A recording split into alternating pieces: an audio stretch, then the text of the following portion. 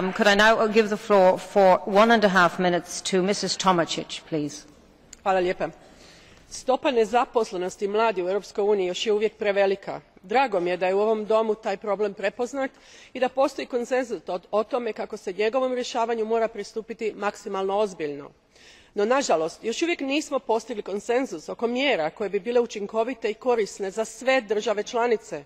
Dapače, ja mislim da idemo u krivom smjeru pokušavajući pronaći univerzalno rješenje bez uvažavanja specifičnosti svake od država članica.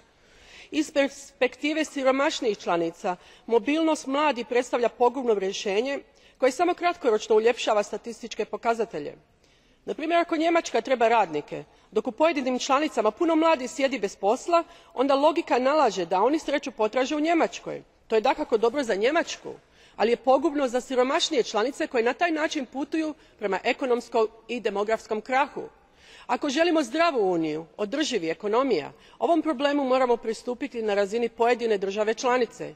Prije svega moramo raditi na daljnjem povezivanju obrazovnog sustava i realnog sektora kako bi mladi po završetku školovanja zadovoljavali potrebe tržišta rada. Također, ključnim smatram poticanje poduzetničkog duha kod mladih i maksimalno olakšavanje pokretanja privatnih tvrtki. Europa danas mladima nudi nebrojene mogućnosti. Jedina mogućnost koju mladi iz siromašnijih članica trenutno nemaju jest upravo mogućnost opstanka u vlastitoj državi, među svojim najbližima. Ako želimo Europu ujednačenosti, solidarnosti i svijetle budućnosti, to im moramo i omogućiti. Hvala lijepa.